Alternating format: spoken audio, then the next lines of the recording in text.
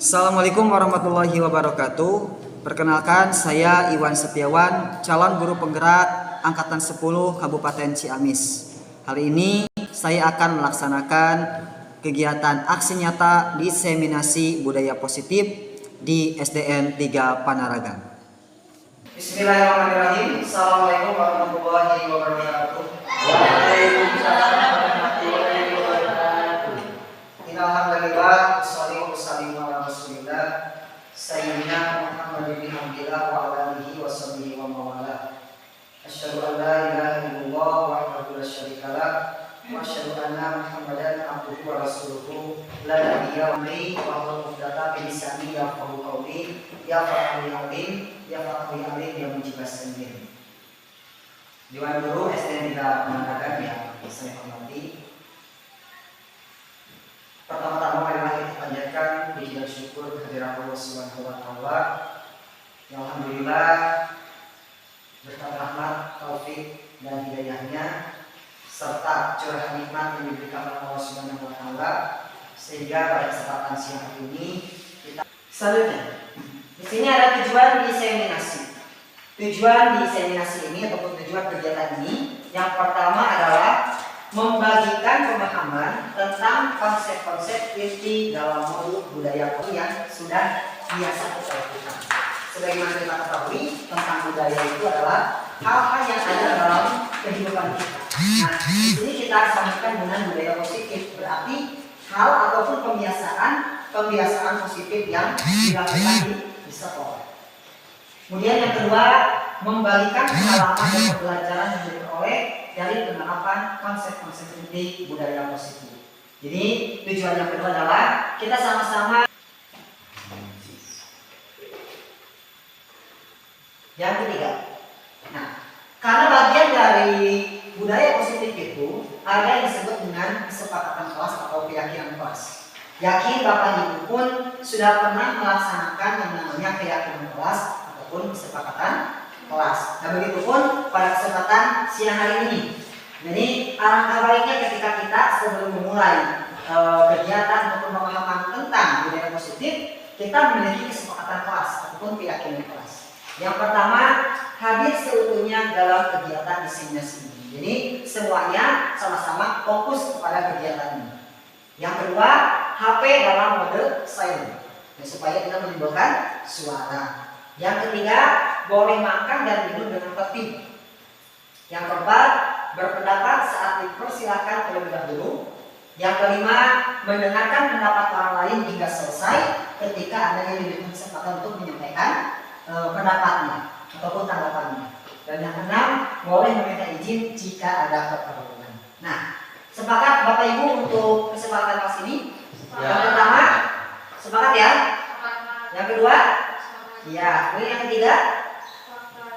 4, 5, dan 6 semuanya sepakat. Alhamdulillah. Ini adalah untuk guru ataupun untuk murid dulu. Misalkan untuk murid yang tanya tidak semangat, kemudian menjadi semangat ketika sudah bertemu dengan rekan-rekannya. Ya, ketika berangkat sekolah ada problem, kemudian ketika sudah sampai di sekolah mereka lupa terhadap problem itu. Nah, itu berarti menimbulkan motivasi tersendiri. Ya. Yang kedua, kesejahteraan mental. Mental kita kadang-kadang ketika dari rumah sudah mulai jenuh, gitu ya, berada di titik jenuh, berada di titik yang lebih ke seolah malas dalam artian. Tapi ketika sudah ke sekolah, kemudian muncul gitu kan, lebih enak. Mental kita pun terasa, mental kita pun terbuka. Kemudian produktivitas. Kalau di rumah biasanya kita mungkin akan lebih ke diam saja, tapi ketika di sekolah apapun bisa kita lakukan. Interaksi sosial, kita bisa saling sharing, kemudian kita adanya silaturahmi kalau misalkan di dalam agama kita, agama Islam, kemudian kita saling mengenal satu sama lain, lebih memahami sifat karakter masing-masing, gitu ya. Dan pembelajaran khususnya, pembelajaran bagi murid ketika belajar ataupun mengikuti proses pembelajaran di kelas, pembelajaran bagi kita sebagai seorang guru terhadap apa-apa yang terjadi di dalam kehidupan dan semua keluarga sekolah. Jadi itulah suasana positif yang sangat berdampak positif juga terhadap kita semua.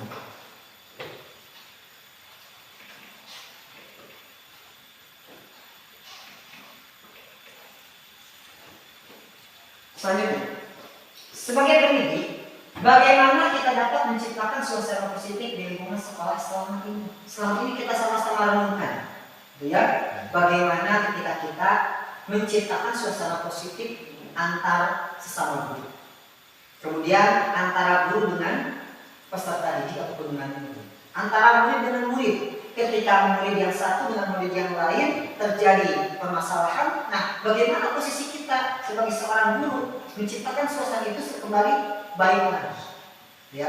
Kemudian kita pun kadang-kadang yang namanya manusia, ketika kita sering bertemu, sering berinteraksi, pastilah suatu saat terjadi satu hal, mungkin adanya ketidakpuasan ataupun mungkin ada juga ketidakenakan. Nah disitulah kenapa lingkungan positif ataupun suasana positif harus ada.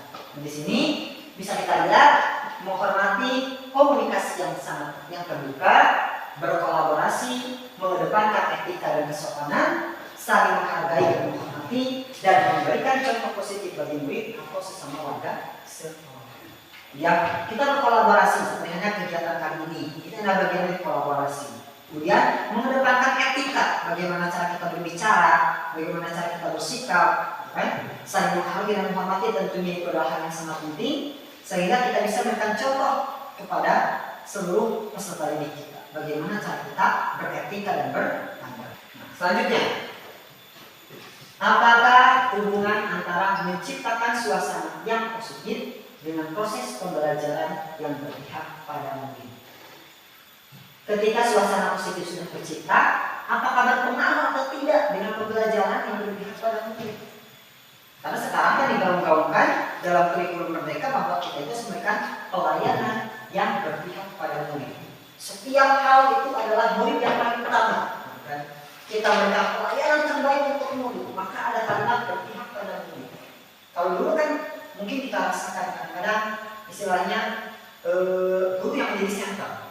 Kan? Guru yang menjadi pusat, bahwa guru semuanya tahu, guru semuanya paling hafal, anak-anak hanya dicekoki saja, kan? Anak-anak hanya diberikan ilmu atau diberikan pengetahuan, bukan diberikan wawasan, udah mereka hafal sudah. Tapi sekarang tidak bisa seperti itu. Justru sekarang muridlah yang menjadi senternya. Kita hanya sebagai penuntun saja, ya, ini sebagai penuntun saja. Nah di sini ada dua hal. Yang pertama, suasana yang positif akan menciptakan kondisi lingkungan yang aman dan nyaman. Nah, pastinya ketika lingkungan positif, maka akan aman dan nyaman dirasakan oleh seluruh warga sekolah. Yang kedua, suatu lingkungan yang aman dan nyaman akan memberikan murid kesempatan dan kebebasan untuk berproses. Ya, sebenarnya tadi ketika kita lihat anak-anak berekspresi dengan sendirinya, ya, dalam kegiatan latihan, itu kan terlihat bahwa mereka merasa nyaman. Mereka merasa bebas, itu bagian dari merdeka sebetulnya. Ya, kalau misalkan kita arahkan, kemudian belajar, membuat kesalahan dan berekspresi sesuai minat dan bakat mereka. Bakat yang ke seni, bakat yang ke olahraga, ya, tidak semua tidak bisa disamakan, gitu. Karena memiliki kodratnya masing-masing. Di sini ada serta aktif dalam proses pembelajaran. Ya, oke. Kemudian kita lanjutkan. Kita lihat suasana positif, lingkungan positif, dan budaya positif. Jadi yang pertama adalah suasana positif dulu dari sisi. Kemudian yang kedua lingkungan positif. Barulah kepada budaya positif. Ya, karena budaya pembiasaan itu sendiri. Sini budaya positif di sekolah sangatlah penting untuk mengembangkan anak-anak menjadi pribadi yang bahagia, mandiri, dan bertanggung jawab serta berkarakter profil pelajar Pancasila.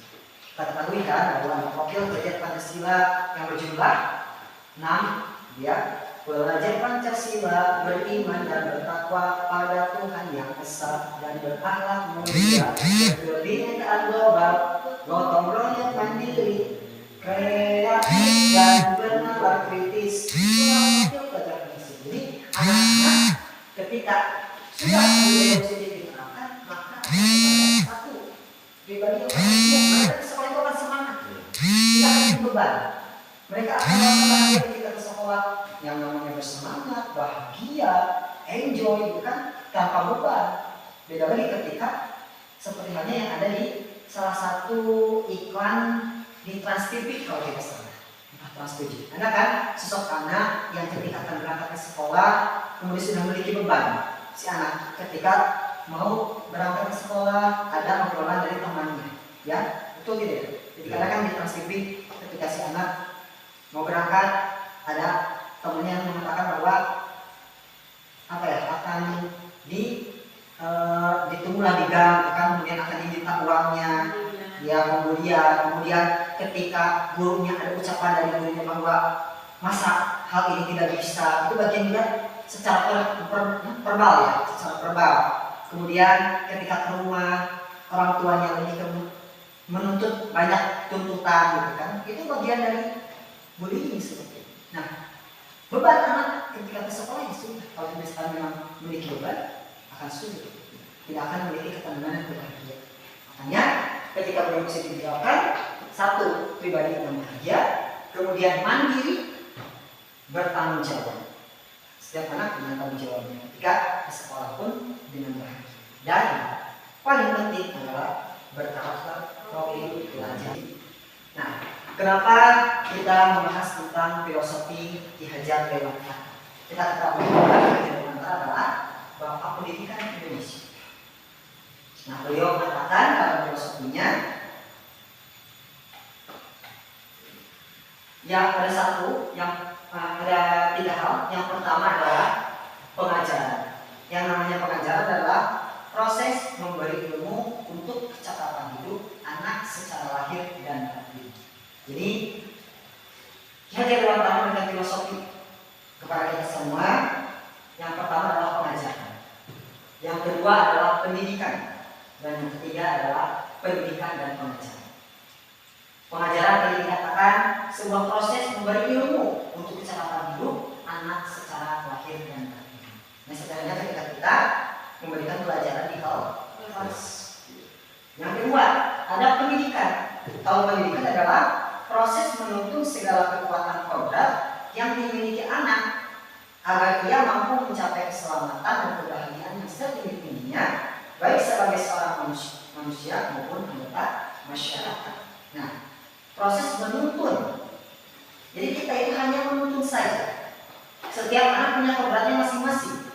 Sebagaimana ya karakternya masing-masing. Kodratnya itu ada dua macam, ada kodrat zaman, ada kodrat alam. Nah, untuk mencapai keselamatan dan kebahagiaan yang setinggi-tingginya. Kebahagiaan keselamatan yang seperti di sini adalah ketika seorang anak mencapai cita-cita dan kesuksesan, baik sebagai seorang manusia maupun anggota masyarakat. Jadi di masyarakat mereka menjadi orang yang bermanfaat. Itulah tujuan utamanya proses pendidikan. Ya, kalau kita hubungkan dengan agama, kita ketahui bahwa yang namanya belajar, yang namanya pendidikan adalah hal yang paling penting. Ya, menuntut ilmu adalah wajib.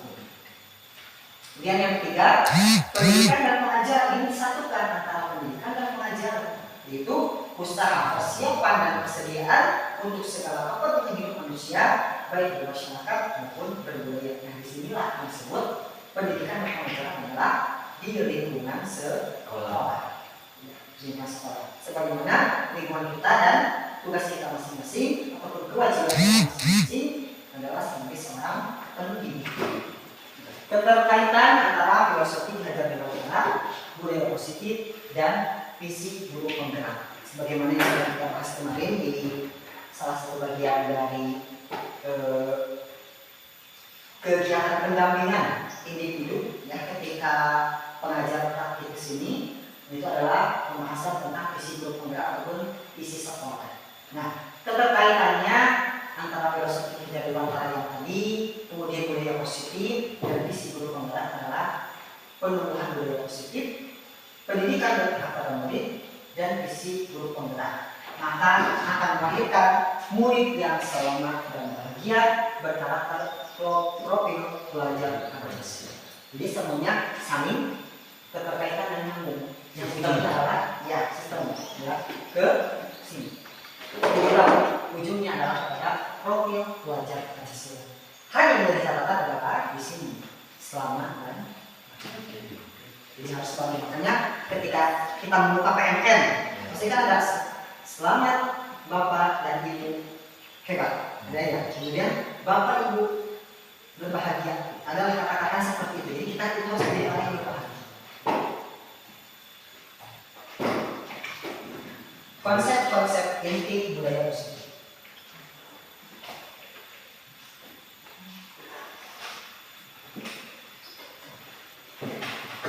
Konsep-konsep inti budaya positif. Yang pertama, disiplin positif dan nilai-nilai kebajikan. Kemudian maka akan menciptakan budaya positif di sekolah. Kita harus mengenal apa itu disiplin positif.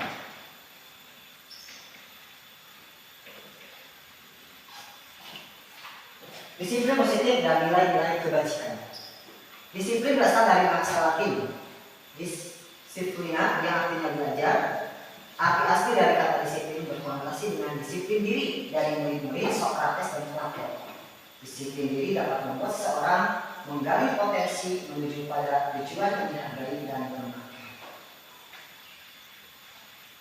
Kemudian itu adalah makna dari disiplin. Yang kedua adalah nilai-nilai kebajikan.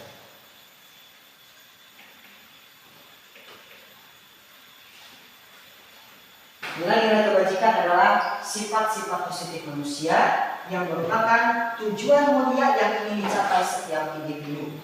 Nilai-nilai tersebut bersifat universal dan lintas bahasa, suku bangsa, agama maupun latar belakang, berupa hal-hal seperti keadilan, kehormatan, peduli, integritas, kejujuran, pelayanan, keamanan, kesabaran, tanggung jawab, mandiri, berprinsip, keselamatan, kesehatan, dan masih banyak lagi nilai-nilai kebajikan universal. Jadi yang universal ini tidak tidak mengedepankan satu hal, tapi lebih ke semuanya menyambung. Jadi kan dikatakan lintas bahasa, mau bahasanya apapun tetap nilai kebajikannya adalah hal-hal yang tadi disebutkan. Yang kedua dari suku bangsanya, mau bangsa apapun sama, agama apapun dan latar belakang apapun, itu tetap nilai-nilai kebajikannya adalah dari mulai keadilan sampai ke kesehatan dan masih banyak lagi yang lain. Nah, itu ya, kembali ke falsafah yang memang sudah digaungkan oleh para pahlawan kita, ya, para pendiri bangsa. Coba di sini ada paradigma stimulus respon. Bila kita ingin membuat kemajuan perlahan, sedikit-sedikit ubahlah sikap atau perilaku Anda. Namun bila kita ingin memperbaiki cara-cara utama kita, maka kita perlu mengubah kerangka acuan kita. Ubahlah bagaimana Anda melihat dunia, bagaimana Anda berpikir tentang manusia, ubahlah paradigma Anda. Skema pemahaman dan penjelasan aspek-aspek tertentu tentang realitas. Itu adalah stimulusnya. Paradigma bahwa ketika kita ingin ada kemajuan, maka harus diubah. Ya. Innallaha la yughayyiru ma biqaumin hatta yughayyiru ma bi anfusihim. Allah tidak akan mengubah sesuatu jika dia tidak berubah dirinya sendiri. Nah, jadi tetap berasal dari diri sendiri. Jadi konsep-konsep inti budaya positif menyambung beberapa hal ya. Teori motivasi perilaku manusia, menciptakan budaya positif di sekolah, maka akan menyambung pada teori perilaku manusia dan disiplin positif serta nilai-nilai kebajikan. Tadi sudah dibahas. Teori motivasi perilaku manusia. Motivasi eksternal. Pastinya setiap manusia ingin menghindari ketidaknyamanan dan hukuman. Ya, setiap orang tidak nyaman ketika ada hukuman. Apapun hukuman. Baik hukuman secara verbal atau secara langsung. Pasti itu adalah sebuah motivasi. Jadi setiap orang, entah hanya murid ya, kita bersama ingin menghindari yang namanya ketidaknyamanan. Tetap hal yang pertama adalah nyaman. Ketika kita bersama berinteraksi di sekolah, kalau sudah nyaman ya beda. Tapi ketika sudah tidak nyaman ya sulit gitu ya, Bapak Ibu. Kemudian motivasi eksternalnya adalah untuk mendapatkan imbalan dan penghargaan dari orang lain. Ya, imbalan berupa materi atau non materi dan penghargaan. Jadi terima atau penghargaan atau pujian. Itu motivasi eksternal. Dan terakhir adalah motivasi internal adalah untuk menghargai diri sendiri. Ya, kita paling enak kalau misalkan saling menghargai. Berbeda lagi ceritanya ketika kita tidak dihargai oleh rekan kita atau siapapun. Itu adalah tentang perilaku manusia. Menyambung lagi kepada restitusi, karena bagian dari budaya positif itu adalah adanya restitusi. Nah, ada restitusi, ada segitiga restitusi. Di sini ada restitusi adalah proses menciptakan kondisi bagi murid untuk memperbaiki kesalahan mereka sehingga mereka bisa kembali pada kelompok mereka dengan karakter yang lebih kuat. Restitusi juga adalah proses kolaborasi yang mengajarkan murid untuk mencari solusi atas masalah mereka dan membantu murid berpikir tentang mereka ingin menjadi orang seperti apa atau tujuan dia dan bagaimana mereka memperlakukan orang lain. Jadi restitusi itu adalah lebih ke seolah seperti pendampingan. Jadi si anak dibuat untuk menyadari karakternya, menyadari kesalahannya dan memperbaiki kesalahannya. Jadi bukan kita memberikan sebuah solusi, tapi si anak mencari solusi sendiri. Nah, nanti ada dua video lah, ya, yang lebih mendapatkan kemudian positif. Karena kemarin sempat juga saya melaksanakan segitiga restitusi terhadap dua anak di sekolah kita dengan kasus yang berbeda. Nah, itu adalah bagian dari contoh restitusi, ya, segitiga restitusi penerapannya.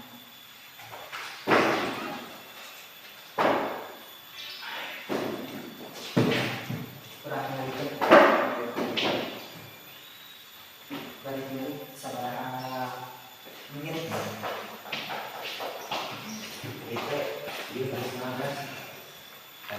Setengah jam baik.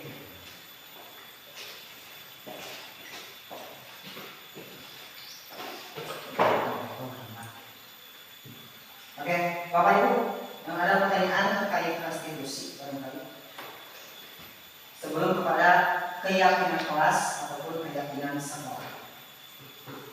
Ini adalah hal yang paling pentingnya tentang keyakinan kelas dan keyakinan sekolah.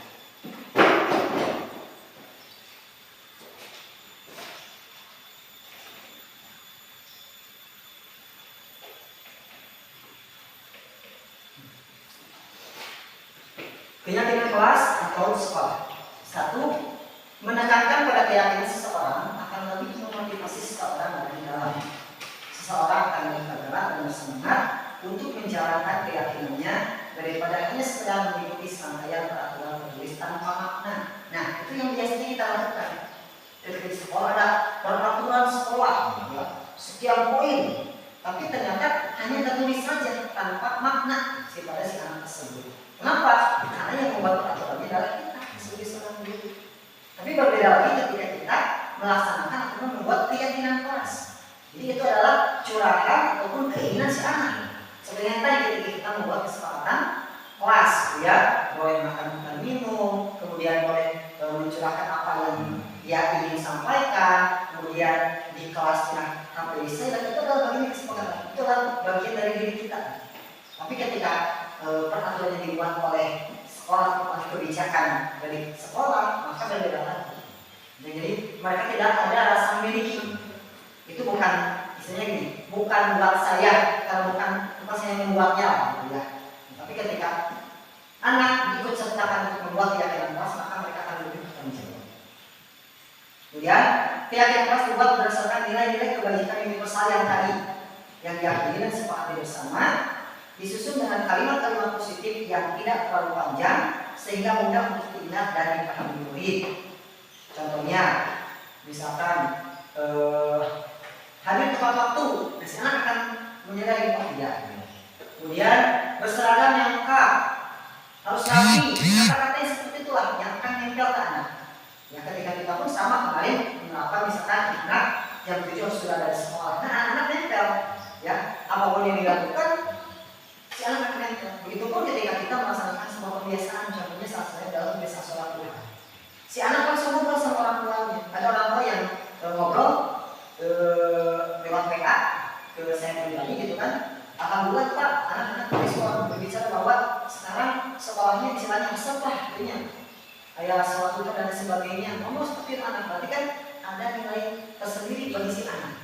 Jadi si anak berbicara sama orang tuanya, itu kan berarti sebuah nilai plus bagi lembaga. Ketika kita melakukan sebuah budaya positif yang akan selalu diingat oleh anak, karena budaya-budaya itu adalah hal-hal yang jadi kebiasaan yang akan ada dalam memori anak.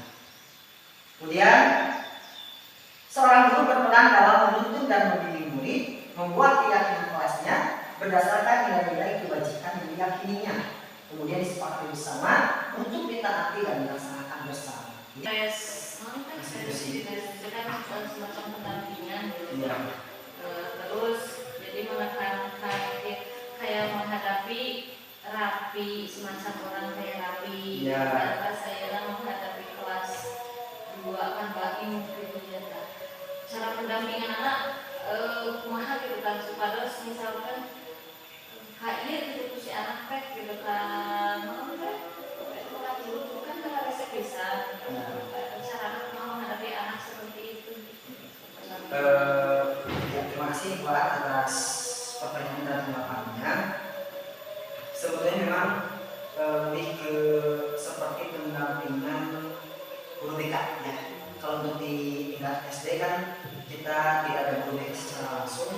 Kalau untuk tingkat SMP dan SMK pasti ada yang namanya guru BK. Tapi ketika di SD semuanya memang mencakup dari sebagai guru kelas, sebagai guru BK juga. Pendampingan kemudian bagaimana cara si anak mengenali bahwa ketika dia melakukan sebuah kesalahan kita memberikan memvalidasi tindakannya. Kenapa si anak bisa melakukan hal tersebut? Ya, salah satu contoh ketika misalkan di kelas kita ya, ataupun di tadi dikatakan semisal memang adanya perlu pendampingan secara khusus terhadap satu anak. Nah, memang kita harus mengetahui bagaimana latar belakang si anak itu juga. Ya, terus cara pendampingannya adalah kalau untuk segitiga institusi, gitu ya, ada beberapa caranya. Jadi tadi yang pertama adalah memvalidasi dulu tindakan. Kenapa si anak melakukan hal tersebut.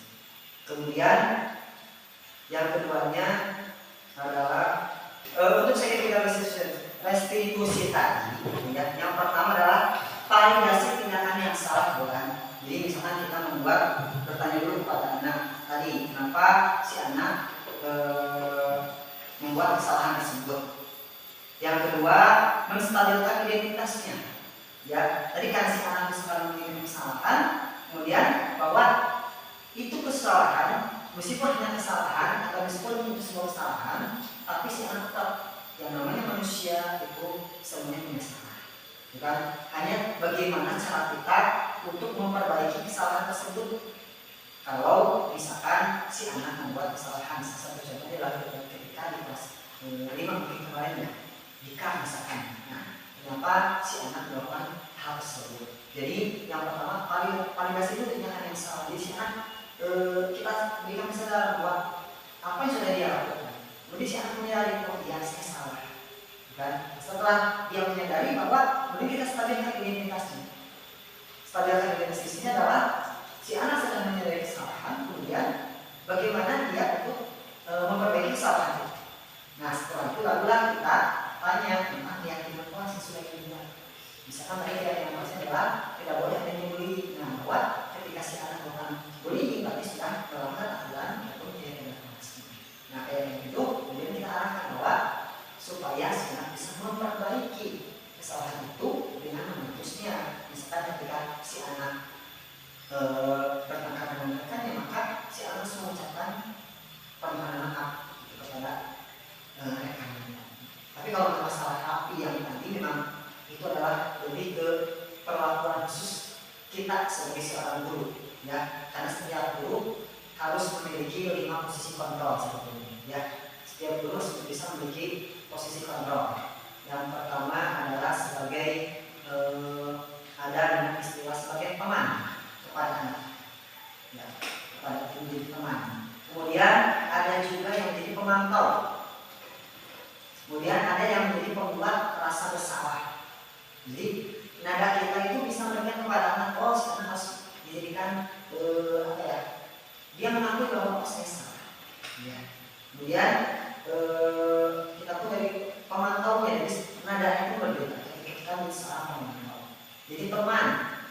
melalui hukuman, itu juga beda. Ya, ada tata cara tersendiri. Penghukum, kemudian teman, kemudian tadi pembuat status salah, itu bagian dari memang si kontrol seorang pendidik.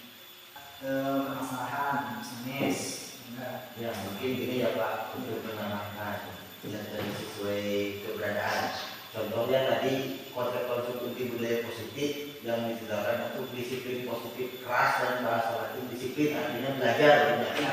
Dari kebiasaan anak-anak ketika sudah dikasih tahu jam 7:30 boleh masuk, tapi kenyataannya kadang ada yang masih anak bolak-balik terus di luar untuk sambil makan jajan, apalagi banyak yang di kantin tahu jajan sebenarnya gitu ya.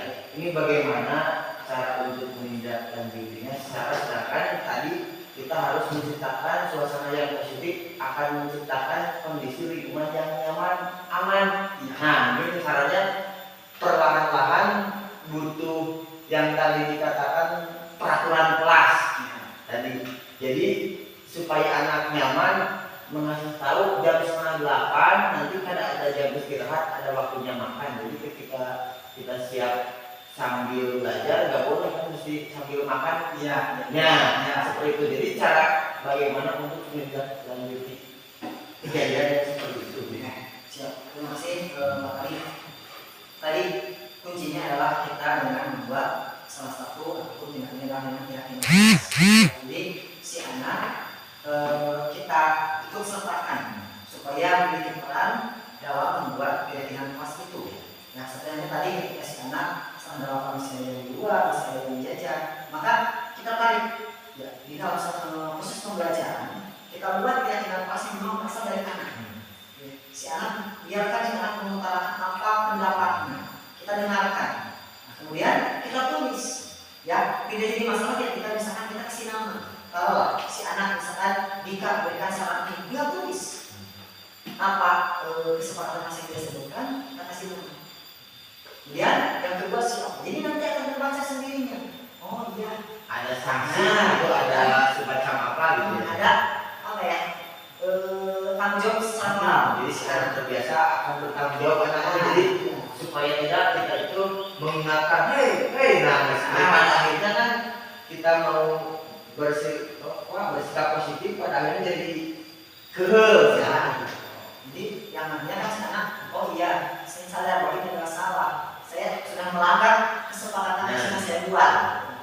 Kita hanya bisa sering, kita hanya mengingatkan saja. Dia lagi nama sahaja, dia kan hidup, kan gampang kita tinggal kembali ke anak untuk menyadari. Barangkali takutnya juga kurang menyimak dengan baik, kan disebut-sebut sebagai segitiga ada institusi. Ya. Kenapa harus segitiga gitu? Kenapa nggak segiempat atau itu? Berarti kan mungkin ada tiga langkah. Gitu. Nah, terus apakah yang segitiga restitusi itu yang dimaksud adalah yang tadi gitu, yang validasi, stabilkan identitas dan keyakinan kelas atau beda lagi? Ya. Jadi maksudnya itu. Jadi yang maksud dengan segitiga restitusi adalah yang tadi. Jadi yang pertama adalah memvalidasi tindakan yang salah. Yang kedua, menstabilkan identitas. Dan yang ketiga adalah menanyakan keyakinan kelas. Jadi kembali lagi ke sana. Jadi ketika si anak tadi kata Pak Tony, ada anak yang berada di luar, kan sering berada di luar ketika di jam pelajaran. Jadi kita panggil si anaknya, kemudian kita dampingi, kemudian kita tanyakan dengan langkah segitiga restitusi itu. Yang pertama tanya, Gunawan hidup di luar, itu kan tak ada mikirnya. Si anak akan menyadari ya. Sadar tidak bahwa ada sebuah kesalahan? Iya, ini salah. Itu bagian dari langkah-langkah dari segitiga restitusi. Sekolah SD, sekolah bisa SD ataupun sekolah lain kan menerima siswa itu masuk menerima siswa itu kan dengan berbagai jenis karakter watak. Iya. Seperti si Ratu kan tidak diseleksi. Nah, apakah harus ada gitu di sekolah kita untuk guru inklusi? Ya.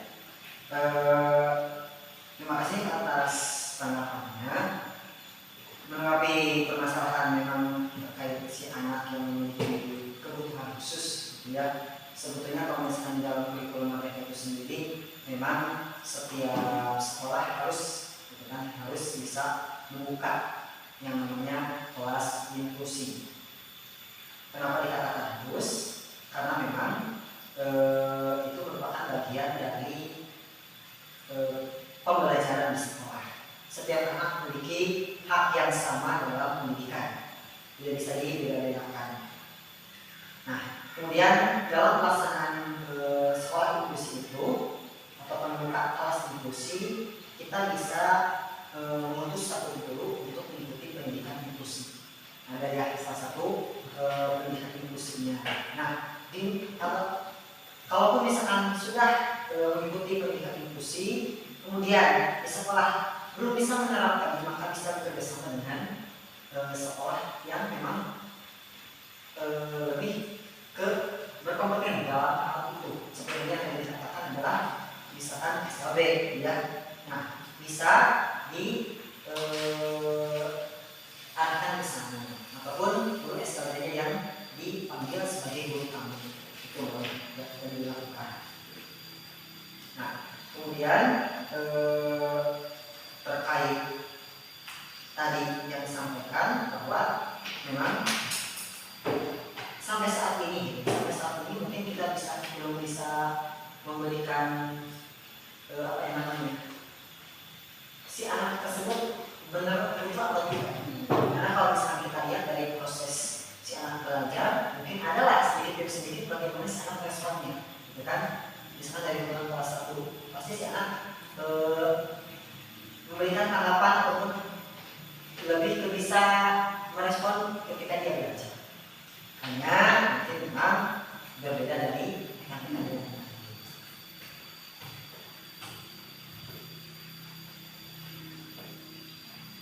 Bisa dikategorikan ketika misalkan memang ada hasil psikologi. Kalau misalkan hasil psikologi ada, tes psikologi ada, baru bisa dimasukkan kategori bahwa si anak membutuhkan pendampingan khusus. Tergantung orang tua ya Pak. Ya, jadi keseimbangan tuanya apakah orang tersebut bisa menerima atau tidak.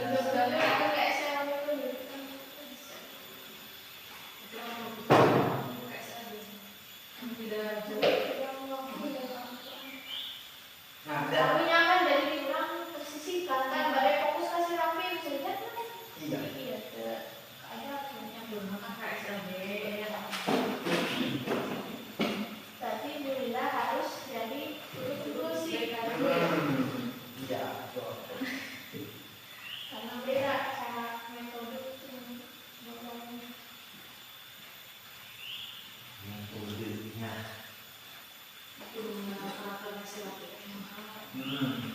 Iya, betul. Caranya. Pembelajaran seperti apa yang membuat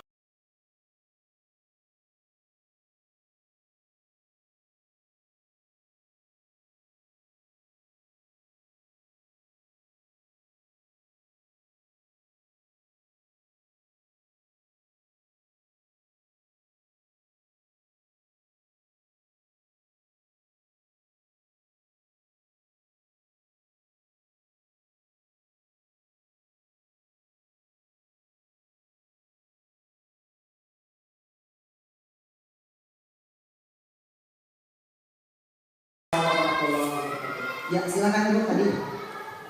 Oke, bagaimana? Tadi sehat? Alhamdulillah ya, sehat ya karena hari ini bisa sekolah. Oke, tadi tahu tidak kenapa hari Bapak panggil ke sini? Iya Pak, saya datang terlambat. Oke, datang terlambat ya tadi ya, kesiangan. Nah, kenapa alasannya hari bisa datang terlambat? Semalam saya bergadang Pak. Oh, begadang. Kenapa begadang? Bermain game atau apa? Oh iya, bermain game. Asik pasti ya, seru dia bermain game. Nah, itu kan berarti datang terlambat ya, kesiangan itu sebuah hal yang salah. Tapi di sini Bapak tidak akan menghukum Hadi. Bapak hanya ingin mencari gitu ya. Dengan Hadi juga bisa memecahkan apa masalahnya. Nah, bagaimana cara Hadi memecahkan masalah yang Hadi hadapi sekarang? saya akan tidur tepat waktu dan memasang alarm agar tidak kesiangan. Oke, bagus ya, supaya tidak kesiangan dan tidak terlambat datang ke sekolah. Itu bisa satu karena bangunnya tepat waktu, maka ketika tidur tepat waktu bangun pun akan tepat waktu. Kemudian ketika pasang alarm, maka kita akan ingatkan ya bahwa kita sudah waktunya bangun dan ke sekolah, tidak akan kesiangan. Oke, hari ingat tidak salah satu keyakinan kelas yang sudah kita buat? Iya Pak, saya dulu. Oke, apa keyakinan kelas itu? Disiplin dan komitmen. Oke, disiplin dan komitmen. Dengan disiplin, maka kita bisa mengatur waktu kita. Ya, datang ke sekolah tidak akan terlambat, kemudian di sekolah pun akan tepat waktu, dan komitmen juga dengan diri bahwa kita ingin menjadi pribadi yang lebih baik lagi. Ya, mudah-mudahan kedepannya Hadi bisa menjadi pribadi yang lebih baik lagi. Ya, itu saja. Terima kasih atas waktunya. Sekali lagi mudah-mudahan Hadi bisa menjadi orang yang sukses.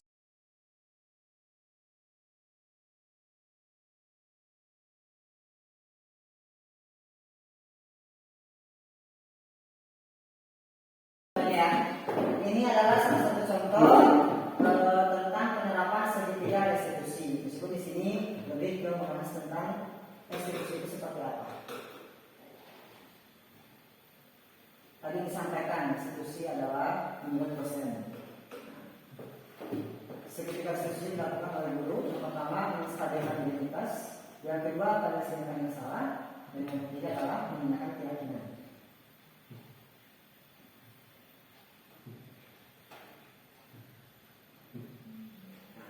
Asasnya ada sendiri.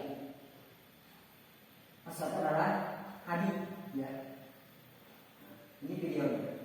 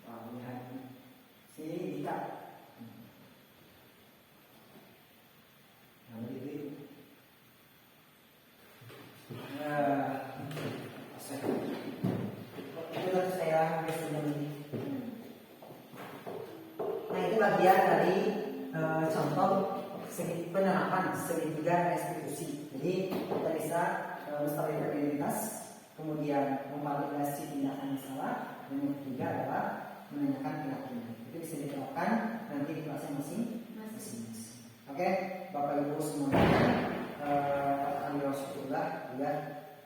Saya ucapkan terima kasih atas segala tanggapan, atas segala waktu dan kehadirannya.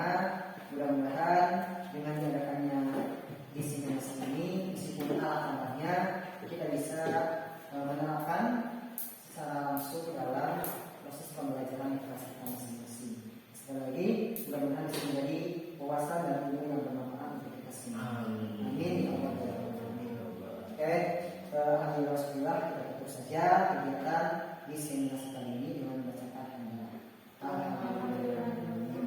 Sekali lagi, terima kasih atas waktunya, terima kasih atas kesediaannya.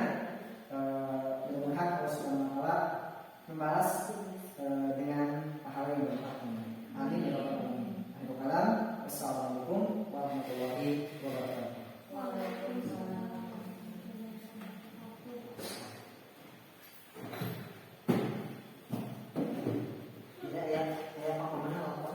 Bismillahirrahmanirrahim. Assalamualaikum warahmatullahi wabarakatuh. Waalaikumsalam warahmatullahi wabarakatuh. Selamat pagi anak-anak. Oke, alhamdulillah di kesempatan pagi hari ini kita bisa bertemu kembali di kelas 4. Ya, alhamdulillah juga Allah Subhanahu wa Ta'ala masih memberikan kenikmatan kepada kita semua sehingga kita bisa belajar kembali. Oke, semuanya sehat? Alhamdulillah, semuanya tetap semangat. Kita coba tepuk 1, tepuk 2, tepuk 3, tepuk 4, tepuk 5. Oke, alhamdulillah berarti semuanya siap untuk belajar. Nah, tapi sebelum kita memulai proses pembelajaran kita hari ini, maka alangkah lebih baiknya ketika kita membuat dulu kesepakatan kelas untuk pelajaran kita kali ini, ya, ataupun kita sebut dengan keyakinan kelas. Supaya apa? Supaya kita semua bisa enjoy ketika kita belajar. Kita bisa menikmati proses pembelajaran itu, ya, dan kita bisa mendapatkan ilmu yang bermanfaat ketika kita sudah mempelajari materi yang akan kita pelajari. Ya, oke. Sebelumnya kita buat dulu kesepakatan kelas ya.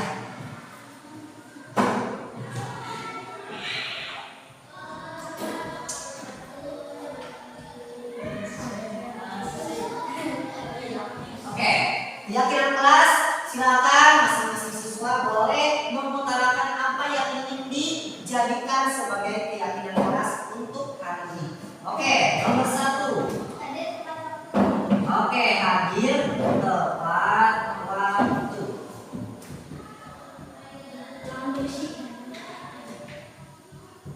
Yang kedua, Tidak boleh bercanda. oke, tidak boleh bercanda.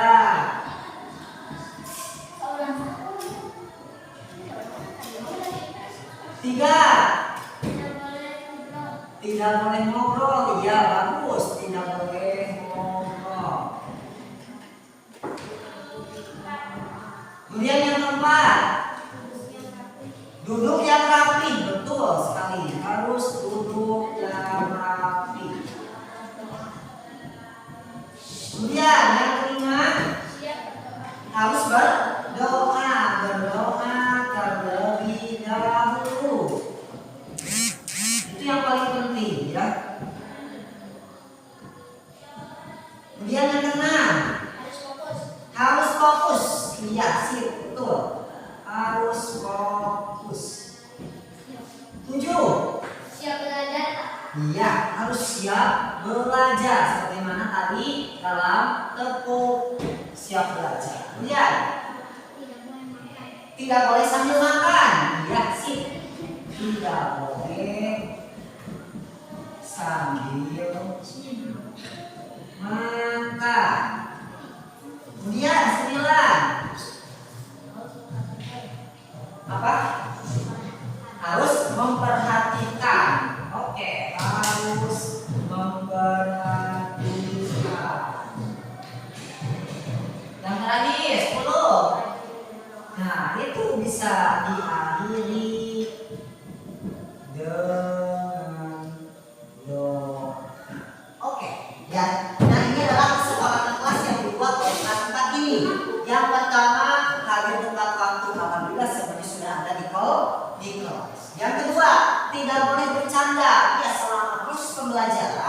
diusahakan tidak boleh bercanda, harus tetap memperhatikan apa yang disampaikan oleh guru. Dia tidak boleh ngobrol. Nah, itu yang akan sering mengganggu adalah ketika kita ngobrol sama rekan kita. Ya, kalau istilah Sunda, jangan jadi sifat yang kayak lauk jair. Kenapa?